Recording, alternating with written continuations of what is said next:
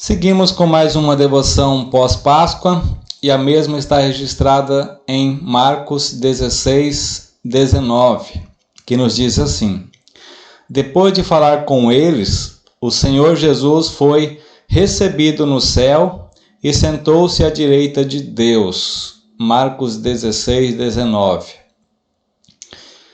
Depois que o Senhor Jesus falou com seus discípulos, conforme nós vimos na devoção de ontem, ele conduziu seus discípulos ao Monte das Oliveiras, em Betânia.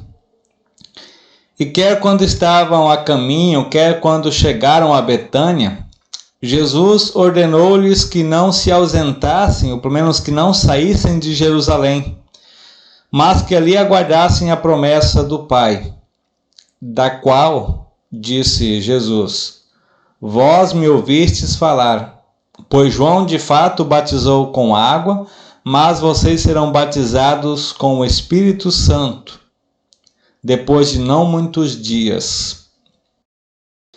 Então eles perguntaram a Jesus: Senhor, restauras o reino de Israel neste tempo? Os discípulos estavam pensando no grande reino esplêndido do Messias, que Deus havia prometido ao seu povo pela boca dos profetas. Eles aguardavam um grande líder humano, político, que restaurasse e fizesse de Israel uma grande potência. Mas eles ainda não haviam entendido que a natureza do reino de Cristo deveria ser não só nessa terra, mas especialmente o reino celestial, o reino eterno.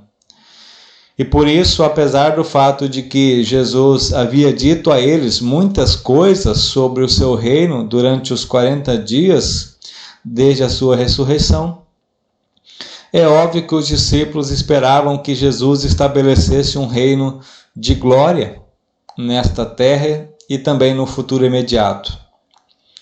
No entanto, isso não deve acontecer até o dia do julgamento, até o dia do juízo final, quando Jesus voltar. Até então, o reino de Cristo aqui na terra é o reino debaixo da cruz, é um reino sob a cruz, em que o Senhor Jesus é invisível, que se revela apenas por meio da fé, que é gerada por meio da palavra, pela ação do Espírito Santo. E neste reino, Jesus fornece aos seus discípulos, à sua igreja, uma glória invisível, que apenas os olhos da fé também conseguem reconhecer. E é por isso que então Jesus responde às perguntas dos seus discípulos, e Jesus responde quase que da mesma forma. Não vos compete saber os tempos ou as ocasiões que o Pai Celeste arranjou por sua própria autoridade, mas vocês receberão poder quando o Espírito Santo descer sobre vocês, e vocês serão minhas testemunhas em Jerusalém e em toda a Judéia, em Samaria e até os confins da terra. Quando Jesus disse isso, ele ergueu as mãos e os abençoou. E em seguida foi erguido diante dos seus olhos, diante dos olhos dos discípulos. E uma nuvem o escondeu da vista deles. Quando eles estavam olhando para o céu, quando Jesus estava subindo, eis que 2 homens vestidos de brancos apareceram ao lado deles e lhes disseram: Homens galileus, por que estáis olhando para o céu? Este Jesus que foi tirado do meio de vocês para o céu, ele virá novamente, da forma que vocês o viram subir. Então, os discípulos adoraram Jesus e voltaram para Jerusalém com grande alegria. Estimados, Jesus ainda está aonde ele ascendeu, ou seja, no céu. Jesus permanece lá até que chegue o dia do julgamento, quando, como acabamos de ouvir pela boca do anjo ou dos 2 homens, Jesus retornará. Ele voltará então de forma visível para trazer aqueles que são seus para estarem com ele para todo sempre. Mas aonde está o nosso querido Salvador Jesus?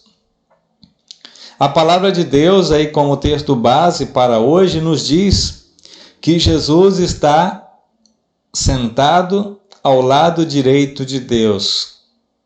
Sim, mas aonde está o lado direito? Qual é a destra de Deus? É melhor perguntar onde não estaria a destra de Deus. Aonde que a destra de Deus não está? Visto que Deus é espírito e não tem corpo físico. A mão direita ou a destra direita de Deus é o poder infinito de Deus. É a força grandiosa, imensa de Deus. É a majestade com a qual Deus domina, com a qual Deus governa e controla tudo. É por isso que Jesus disse ao sumo sacerdote: de agora em diante vereis o Filho do Homem sentado à direita do poder. Ou seja, de agora em diante vocês verão o Filho do Homem, o próprio Jesus, que tem o controle de tudo, comandar tudo, que tem o poder de todas essas coisas. Portanto, não há lugar onde a mão direita de Deus não esteja presente. Não há lugar aonde Jesus não tenha poder, não tenha controle. Ele sabe de tudo, conhece tudo e controla, no bom sentido, cuida com amor de tudo que é seu. O fato do nosso querido Senhor e Salvador Jesus Cristo estar sentado à direita de Deus significa simplesmente que ele entrou na glória do seu Pai e que ele, que é o verdadeiro Deus também e homem, ele também governa e preenche tudo com poder divino e com majestade divina. Isso nós lemos também lá em Efésios capítulo 1. Deus ele exerceu, o seu poder em Cristo quando o ressuscitou dos mortos e o fez sentar-se à sua direita nos lugares celestiais, acima de todo principado, acima de toda autoridade, acima de todo poder e senhorio. E todo nome quer ser nomeado não apenas nesta era, mas também na vindoura. Até mesmo todas as coisas que Deus subjugou sob seus pés. Também está escrito lá no capítulo 4, aquele que desceu é o mesmo que também subiu acima de todos os céus para encher todos.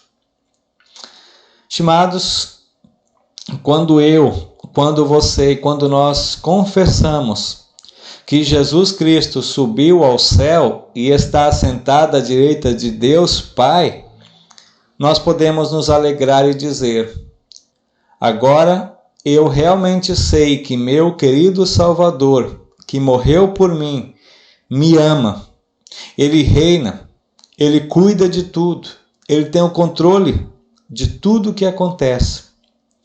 Podemos nos alegrar porque com a sua presença, o nosso Senhor e o nosso Salvador, ele está comigo em todo e qualquer momento, a todo e qualquer instante, em toda e qualquer situação. Ele está conosco todos os dias, até o fim do mundo. É o que ele mesmo prometeu. Que bom, que agradável, que notícia maravilhosa. Aquele que subiu aos céus, ele também está presente conosco, hoje de forma invisível por meio do Espírito Santo, futuramente novamente visível, quando ele retornará para buscar a cada um de nós. E dali para frente, sempre visível.